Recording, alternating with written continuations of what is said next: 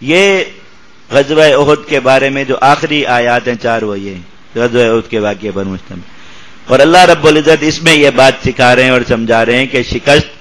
سے وہن، ضعف، استقامت یہ چیزیں انسان کے دل میں پیدا ہونے لگتی ہیں، تو ان سے، ان کے اثرات سے نکلنے کا جو سب سے بہترین طریقہ ہے وہ یہ ہے کہ بس فوراً جہاد شروع کر دو، اپنے زخم گنے بغیر، اپنی لاشیں گنے بغیر، اپنے اسباب اور ساز و سامان، نقصانات، کوئی بھی چیز گنے بغیر کہ اس شکست میں کتنا نقصان ہو گیا، کیا کیا ٹوٹ گیا، کیا کیا بکھر گیا، کون کون ساتھ چھوڑ گیا، یہ سب کچھ گنے بغیر فوراً اللہ کی راہ میں دوبارہ جہاد شروع کر دو، اللہ رب العزت کی رحمت فوراً متوجہ ہو جاتی ہے۔ اللہ تعالیٰ نے خاص طور پر تعریف فرمائی کچھ صحابہ کرام کی اور باقی لوگوں کو ان کے راستے پر چلنے کا حکم فرمایا۔ یہ جو 4 آیات ہیں ان کا تعلق بھی ایک غزوے سے جس کا نام غزوہ حمراء الاسد ہے، اور یہ غزوہ احد سے بالکل متصل ہے، یعنی اس کے ساتھ ہی پیش آیا تھا۔ غزوہ احد میں جب یہ مشرکین کا لشکر واپس ہو گیا، ابو سفیان نے وہ پہاڑ کے پیچھے سے حاضری لی جو بتایا تھا کہ حضور بھی زندہ ہیں اور ابو بکر بھی، عمر بھی، یہ لوگ واپس ہو گئے، تو راستے میں جہاں انہوں نے جا کر پڑاؤ کیا، پھر یہ مشورے کے لیے بیٹھ گئے، اور کسی شخص نے مشورہ دیا، انہوں نے کہا کہ ہم جو مقصد حاصل کرنے گئے تھے وہ تو اگرچہ ہم نے مسلمانوں کو زخم لگائے اور 70 لوگ ان کے شہید بھی ہو گئے، زخمی بھی ہیں سب مسلمان، لیکن ہمارا مقصد پورا نہیں ہوا۔ مقصد تو یہ تھا کہ اسلام کی بنیاد کو کاٹا جائے، تو حضور بھی اگر باقی ہیں، ان کے دونوں وزیر بھی باقی ہیں، تو پھر تو ہم مسلمانوں کا سمجھو کچھ بھی نہیں بگاڑ سکے، یہ نقصان تو ختم ہو جائے گا۔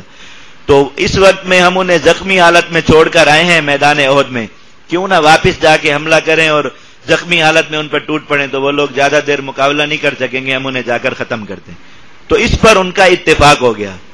اور انہوں نے ایک جو ہے وہ جاسوس روانہ کیا کہ دیکھو اگر مسلمان وہیں ہوں احد میں تو آ کر بتاؤ، تاکہ ہم جا کر مسلمانوں پر اسی حالت میں حملہ کریں اور زخمی مسلمانوں کو جا کر قتل کریں۔ تو ان کا جو جاسوس تھا یہ راستے پر تھا، اس کی کسی شخص سے ملاقات ہوئی اور اس سے بات نکل گئی کہ یہ اس لیے جا رہا ہے وہاں پتہ کرنے کے لیے، تو وہ شخص اس سے پہلے بھاگ کر میدان احد میں پہنچ گیا اور آ کر نبی کریم صلی اللہ علیہ وسلم کو بتایا کہ وہ لوگ اسی جو ہے وہ نیت سے واپس آنا چاہ رہے ہیں کہ زخمی مسلمانوں کو آ کر کاٹیں اور شہید کریں اور آپ کے زخمی ہونے کا فائدہ اٹھائیں۔ تو نبی کریم صلی اللہ علیہ وسلم نے اس وقت عجیب اعلان فرما دیا، یہ نہیں فرمایا کہ یہاں اپنے دفاع کی تیاری کرو اور وہ حملہ آور ہونے، بلکہ حضور نے فرمایا کہ ہم ان کے پیچھے جاتے ہیں اسی حالت میں، حالانکہ حضور خود اتنے شدید زخمی تھے کہ آپ اپنے قدموں پر کھڑے نہیں ہو پا رہے تھے، اور پہاڑ میں وہ جو غار تھا جس میں نبی کریم صلی اللہ علیہ وسلم کی مرہم پٹی کی گئی، وہ پتھر اتنا اونچا ہے کہ ایک عام طاقت کا آدمی بھی تھوڑا سا ہاتھ کا سہارا لے کے اس پر، وہ پتھر ابھی بھی اسی شکل میں موجود ہے، ابھی انہوں نے چھپا دیا، وہاں باڑ لگا دیے، پہلے لوگ وہاں جاتے تھے اور دیکھتے بالکل اسی حالت میں آج تک وہ غار اور وہ پتھر اسی طرح سلامت موجود ہے جہاں نبی کریم صلی اللہ علیہ وسلم کی مرہم پٹی کی گئی۔ لیکن یہ ان کو ذرا تکلیف ہوتی ہے کہ مسلمان ایسے جہادی آثار نہ دیکھیں، اب وہاں پہ ایسی باڑ لگائی بالکل جیسے انڈیا نے بارڈر پہ لگائی تاکہ کوئی مسلمان وہاں تک جا نہ سکے، تو وہ جو اس پتھر پر حضور نہیں چڑھ سکے تھے، اتنی نقاہت تھی، تو حضرت طلحہ رضی اللہ تعالیٰ نیچے بیٹھے، حضور نے ان کندھے پر پاؤں رکھا، پھر آپ اوپر چڑھے، اتنی زیادہ تکلیف میں تھے نبی کریم صلی اللہ علیہ وسلم۔ اس کے باوجود حضور نے فرمایا کہ میں ان کے پیچھے جا رہا ہوں، جس کو میرے ساتھ آنا ہے آ جا، سب کو حکم نہیں فرمایا، میں کہ میں جاتا ہوں تو جس کو میرے پیچھے آنا ہوا جائے۔ اب صحابہ کرام اتنے شدید زخموں کی حالت میں تھے تو ہر کوئی سوچ رہا ہے کہ کون جائے کون نہ جائے، تو 70 صحابہ اس حال میں بھی حضور کے پیچھے چل پڑے،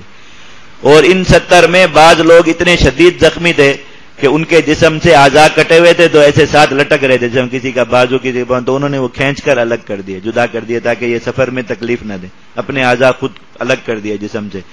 اور سیرت حلبیہ میں لکھا ہے کہ ایک صحابی نبی کریم صلی اللہ علیہ وسلم کے پیچھے گھسٹتے ہوئے زمین پر چلتے ہوئے جا رہے تھے، وہ قدموں پر چلنے کے قابل نہیں تھے، اتنے زخم کی حالت میں تھے کہ اٹھ کر نہیں چل سکتے تھے، تو زمین پر بیٹھ کر اس طرح گھسٹ کر حضور کے پیچھے جا رہے تھے۔ تو ان کا جو قاصد آ رہا تھا مشرکین کا، اس نے دور سے دیکھا کہ مسلمان اسی طرح زخموں میں اور کوئی اس طرح گھسٹتے ہوئے، کوئی کسی کو اٹھائے ہوئے اور تلواریں لہراتے ہوئے آ رہے ہیں، تو وہ بھاگا، اس نے مشرکین کو بتایا کہ تم ان کا پیچھا کرنے کی سوچ رہے ہو، وہ تمہارے پیچھے آ رہے ہیں اسی حالت میں۔ تو یہ مشرکین پھر گھبرا کے اور ڈر کر بھاگ گئے کہ زخمی شیر آ رہے ہیں، یہ بہت برا اثر کریں گے۔ اللہ تعالیٰ نے ان صحابہ کرام کی بہت زیادہ تعریف فرمائی، خاص طور پر یہ دیکھو ابھی بدر میں لاشیں نہیں گنی کہ کتنے لوگ شہید ہو گئے، ابھی اپنے زخموں کا علاج نہیں کیا، زخموں پر ابھی تک پٹی تک نہیں رکھی، اور اللہ تعالیٰ کے نبی صلی اللہ علیہ وسلم کی طرف سے پھر یہ امر آ گیا کہ جہاد کے لیے جانا ہے تو فوراً اسی حالت میں وہ لوگ نکل پڑے. اللہ تعالیٰ نے ان کی تعریف فرمائی کہ ان پر دیکھو شکست ان کے دل پر نہیں آئی. اور بات یہ کل آپ نے مکتوب پڑھا نا, مکتوب میں کیا لکھا ہوا تھا وہ بابا جی کا مقولہ کہ مرد کو کون ہرا سکتا ہے سوائے اس کے, خود اس کو کوئی بھی نہیں ہرا سکتا. ہار ہوتی تب ہے جب کوئی تسلیم کر لے کہ میں ہار گیا ہوں. جب تک کوئی یہ کہتا نہیں کہ میں ہار گیا ہوں تو جیتنے والا اپنی جیت کی خوشی کبھی بھی نہیں منا سکتا, اور وہ یہ اعلان نہیں کر سکتا کہ میں جیت گیا ہوں.